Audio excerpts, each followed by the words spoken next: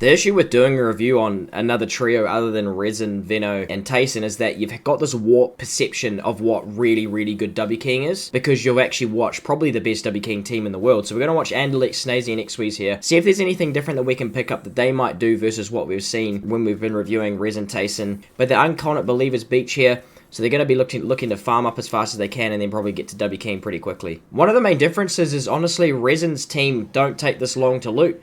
They just get pumps, get some extra mats, and then get out. They don't take this long to properly get their loot together. They rely on killing other teams to put a majority of that loot together. So, you know, that they've probably been waiting here around for 3-4 minutes. So Resin and Tayson look to W key Boney and get towards the center of map. Xweez, Snazy, and Andalex looks to do it by going out west. Straight away looking to put pressure on. And Andalex opens it up beautifully. And straight away we're seeing multiple angles. I've said it so many times, but it's really important when you're engaging, and especially right in the middle of a fight, if you've got an advantage, taking fights from, you know, one side and the other side. Most important way to get multiple damage angles. Multiple damage angles means cracks and a way into the fight with an advantage. So looking for a bit of damage to begin with, or just spraying down. I'd like to see a different angle, maybe Xweez coming in from the side here. There we go. Now look at the way they're setting up here. Straight away, we've got Xweez coming in from one side, Andalex coming in from the other, and now a Snazy coming in from the back. You straight away see that same sort of pinch that we've been talking about those other tier 1 teams.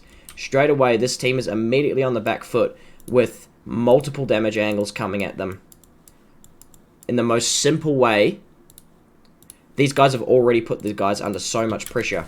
Snazy pops that edit, and now Andalex from the back pops that edit, and the Xweez from the side. One thing that I think I've really learned watching these top tier fighting trios play is that it's actually not about the fight itself. It's about the way you set up for the fight. If you set up properly and you're the ones who are on the offensive, you're going to generally win the fight 9 times out of 10. You guys are going to have to forgive my voice, sorry. I have come down with something, so I'm trying my best to sound normal, but if I'm nasally or annoying, I'm sorry. Now they're king from dead side, so this should allow them to potentially avoid lots of third party. So you see them here looking to put some damage on, and this team here fairly isolated on the map. And now again, you can see straight away what they're looking to set up here. Snazy coming from the front. Xweez setting up, using some Fireflies. Fireflies are a great fighting tool you use, especially if they're building in wood. And there you go, there's the damage that they need to get in. And having a good sniper on your team does make fights really easy, because now it's a 2v3. And it's essentially just a case of collapsing on the last 2, using the angles that they're so good at getting to force these guys into the directions that they're wanting to go. Damage came from Snazy, putting pressure on from here. Meanwhile, Andalex, very aware of the angles that Snazy's taking, has got a wall from the back and easily comes in from behind and finishes him off. Andalex throwing caution to the wind and winning his gunfight. Now that is a lucky scenario there that guy didn't have more health, didn't hit him any harder. But this one here in particular, I think I probably would have liked to see them fight this from not inside a storm, but from further in.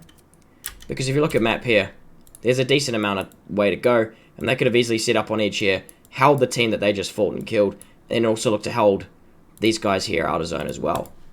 So they would have had the pick of the litter.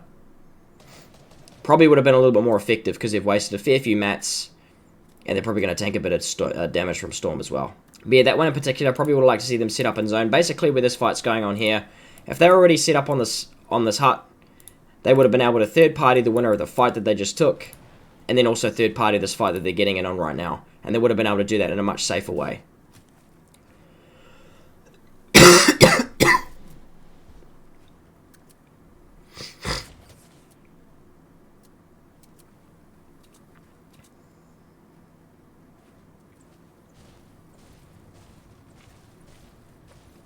So obviously for these big teams in EU, having that big game is really important for them. So W King is important, and knowing how to do it in these lobbies is really important, of course.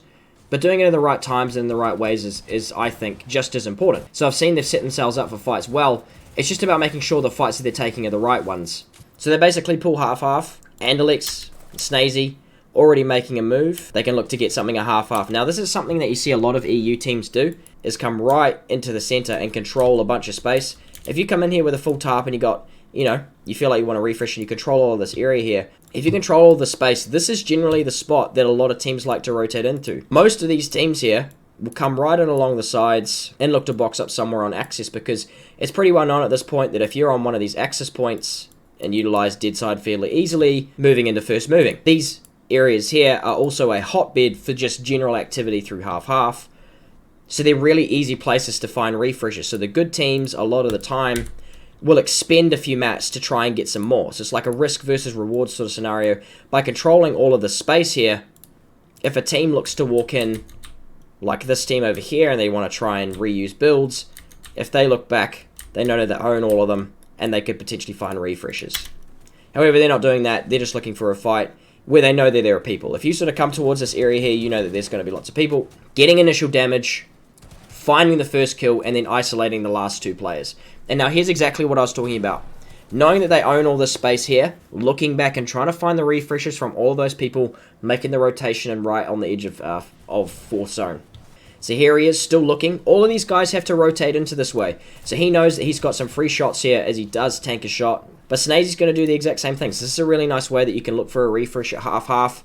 If you have some mats to expend, say you want to spend 200, 300, this is a really easy way to potentially look to fight a team or to potentially find some extra loot, some more mats. But straight away you can see they're cutting people off, making it really difficult for this team to get in, holding them out, and owning all of the space already makes it basically impossible for this team to get in and out. Get another refresh. So the mats that they expended, they're going to find fairly easily. Even from that one refresh should be enough to make it to make up for those lost mats. Probably would like to see him cut up or cut to the to the right or left rather than going straight up the middle.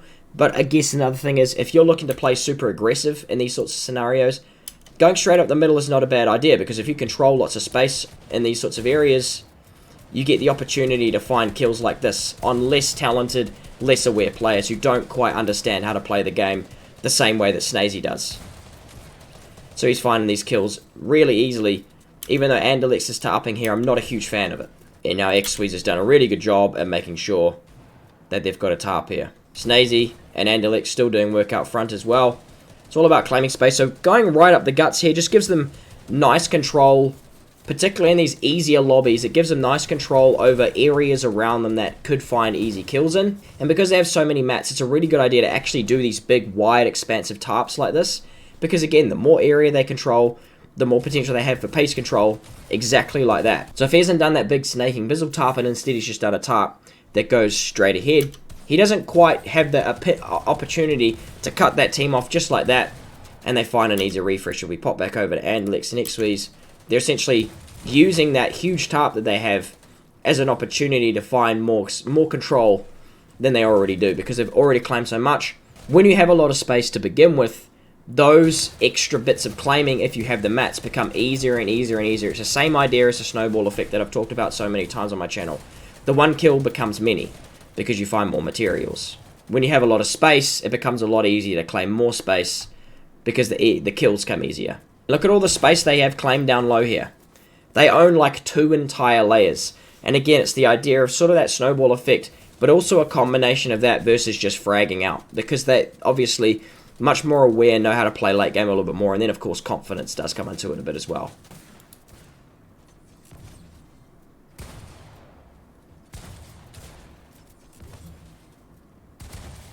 Jesus Christ. And part of that is absolutely just talent. Like, these guys are so talented, it's crazy.